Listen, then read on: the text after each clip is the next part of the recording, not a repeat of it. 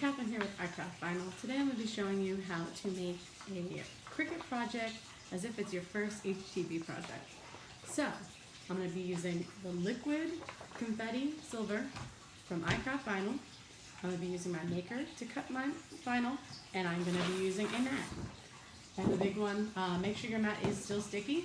This is an older mat, so when I do apply it, I'm going to be applying it on the opposite side that I normally would have applied it, because that side has a lot more stick. So you're always going to put your shiny side down. The other side is very dull. This one makes it very easy for you to know which side to put it on. You always want to line it up nice and straight, as flat as you can get it, and make sure it's as close to your lines on the side to make sure it does not cut unevenly or waste too much vinyl. Now, when you do finish cutting, you can always have a scissor to help you cut off the excess, or you can have a cutting board. I tend to use this if I have a lot more, or if I wanted a straighter line, if the project doesn't have a lot of excess around it on the outsides of it. Now, earlier I did try to cut a project. I actually have a new blade in my machine and it sliced the whole project completely wrong. So as you can see, my project is kind of off the tape. I had to apply tape to the other side so that I can apply it to my shirt eventually. I just have to use a different transfer sheet, and I have to remove all of the pieces that you would normally not remove on this sheet. You can leave them on, but when you iron it on, it kind of makes it a lot harder.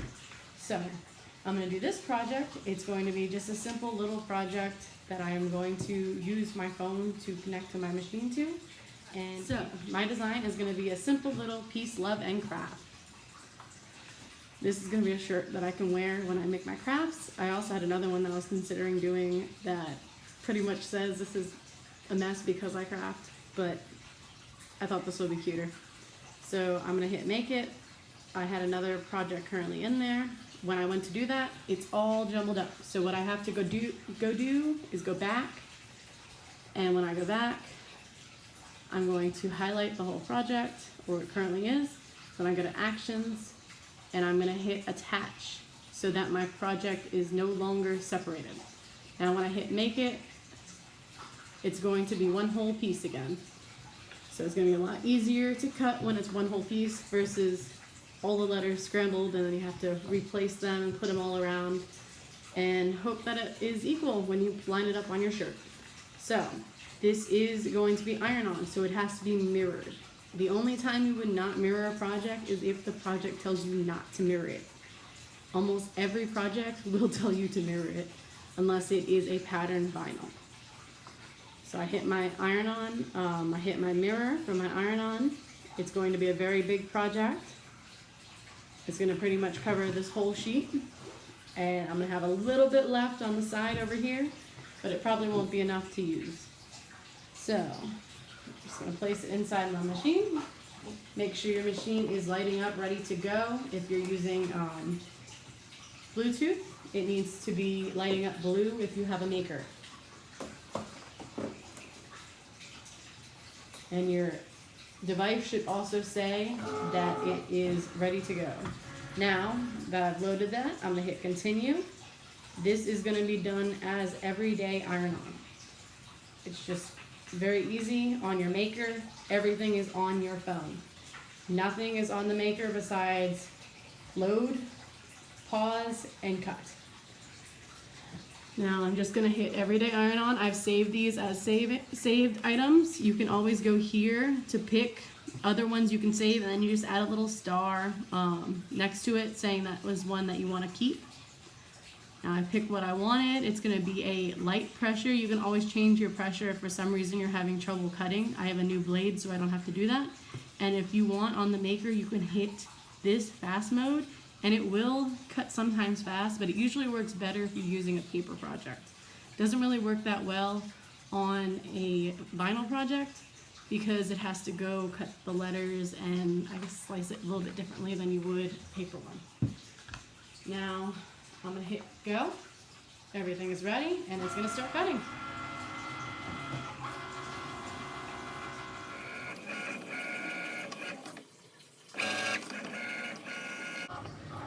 When cutting, please make sure you have enough space behind your machine so that it does not hit anything. I have chairs behind mine, but they're pretty spaced out, so it will not hit the mat and mess it up.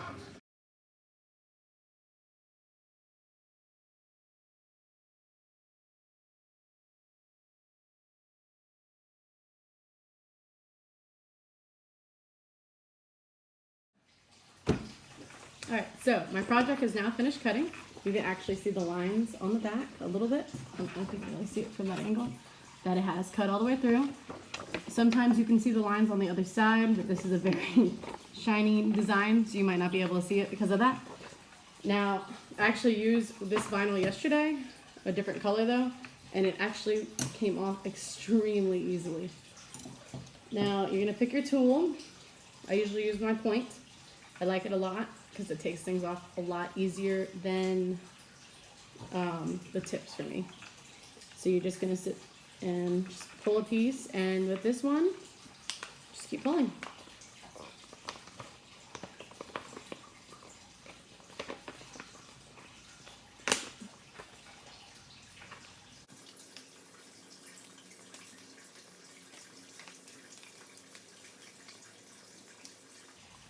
Sometimes if you have a very busy design, you can also use your scissor to cut off the pieces that you've already peeled off, because sometimes they will re-stick to your transfer sheet. But you always have to get your letters out. If you have letters on there, you have to get the circles out from the letters that have like a P, O, that I have on here. The A has got a little piece on it that you have to take out. Sometimes it will get caught like that, and you just got to either peel the opposite direction of which you're peeling, or use your tool to get that piece so that it comes off a lot easier.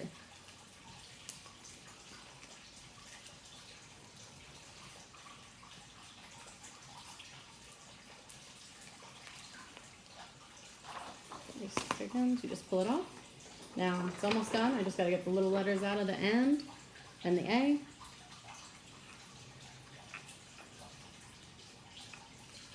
And you can always look at your design from the opposite direction to make sure it is all the way out in the correct way.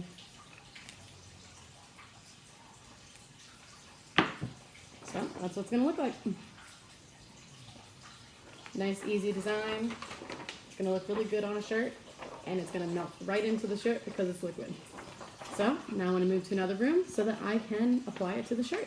Alright, so now I'm going to apply my design to my shirt. Since I'm using an EasyPress, I have my mat that I put underneath my shirt. You can put your shirt through it if you're doing a front and back design, but since I'm doing a front only design, I don't need to do that. Now, you can put lines in your shirt. You can do it from the armpit to the center to find your center of your shirt for the whole design, which is what I usually tend to do. And even if your EasyPress is not fully heated up yet, you can just make sure that you're just putting that crease in by just applying the machine to it. Doesn't need to be full temperature yet. You're just trying to get a line to see where you are cutting, or where you're not cutting, sorry, where you're applying your shirt. Your design to your shirt. So now I have a nice little crease right down the center of my shirt that will give me just a line for where I'm going to put my design. Also, your designs will always stick a lot better if you warm them up. Now, when I do my designs, I tend to go about 3 inches down if it's a regular collar, which this is a regular collar. From the bottom of the collar, I'll go down 3 inches. From there, that's where I will put the top of my design, and then I'll work my way down. The smaller the shirt, the easier it will be to move. If you get the bigger mat, it's also easier to apply. I just have the small mat that fits on my machine, so it makes it a little bit harder when you go to apply things. Now, another thing you can do is you can line up your letters on your design. You can fold that design in half, and from there you will have your center.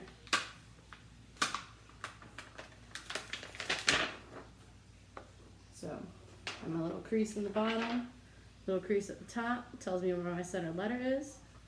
I can place that on the shirt, and then I'm going to measure it again, make sure it is centered. So it's actually too high, so I'm going to lower it a little bit more. Not too much because because it is a bigger design, I don't want it to be down too low on the shirt.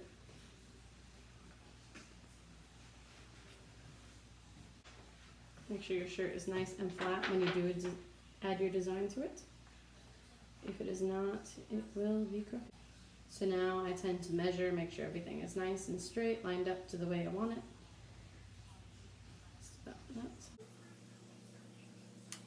From each letter to a side, I'll measure, make sure it's equal. My letters are a little bit discombobulated because of the type of letters in which I use. But you can always measure from the top of your shirt to the bottom of your shirt as well to make sure your design is straight. So my design is pretty center right now.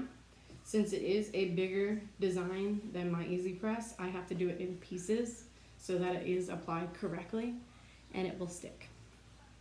So first, what you're gonna do is you're gonna start with a piece of your design.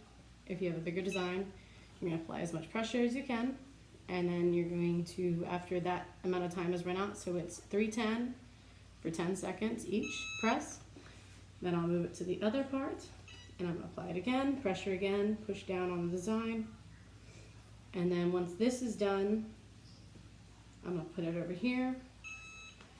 I'm gonna let it cool off a bit, and then I will peel my design because this is a cold peel design. Liquid is cold peel, 310, 10 seconds.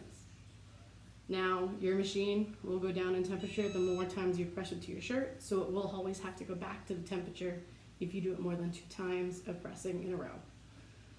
So it's pretty hot, I'm gonna let it cool off, and then I will remove the backing, and then I will press it again so that it becomes one with the shirt. Okay, so my design is now cooled off. I can now remove it from the backing.